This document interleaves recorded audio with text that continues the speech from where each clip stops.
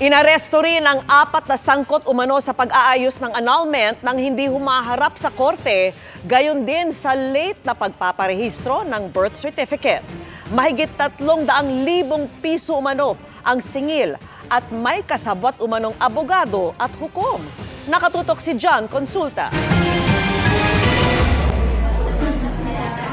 Nang makuha ang hudyat, inaresto ng NBI Cybercrime Division ang kanilang target sa coffee shop na ito sa Quezon City.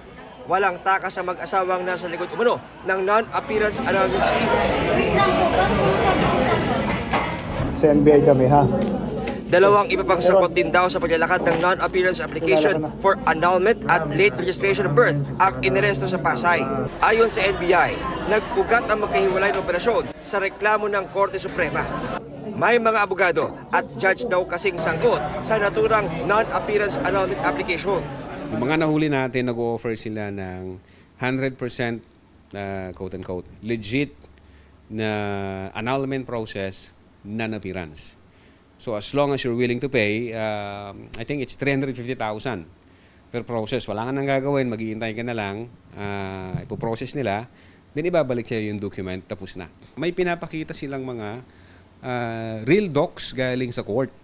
Naka-sign talaga doon yung lawyers and judges. At then meron silang pinapangalan talagang mga lawyers and judges na nasa likod nito na nagpapabayad at nagiging madali daw yung proseso.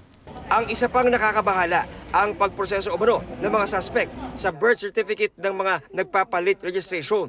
Alarming siya in the sense na based on our intelligence,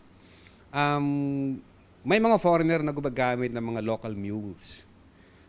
Itong mga local mules, ito yung mag-a-apply ng late registration. Pag nakuha nila yung docs, ang mag-utilize nito yung mga foreigner allegedly. Pwede ka na makakuha ng barangay clearance, municipal clearance, and whatever. At the same time, pwede na itong maging starting process doon, halimbawa gusto mo ng passport. Laking pagsisisiraw ng isa sa mga suspect sa kanyang pinasok na pagkakitaan. Ang sabi lang po ay mag-provide daw po ng requirements tapos sila na daw pong bahala dun sa pag-file po. Pero hindi po nila sinabi ko sino pong attorney po yung hahawak. Pero ang sabi po naman nila 100% kasi may mga pinapost po sila na na-posted na po sa PSA. Nagsisisi po ako na na pinasok ko po ito. Naharap siya at iba pang suspect sa reklamong estafa in relation to cybercrime at computer-related forgery. Nakakulong na sila ngayon sa NBI Detention Facility sa Bilibid. Nagpasalamat naman ang Supreme Court sa agarang aksyon ng NBI laban sa mga suspect.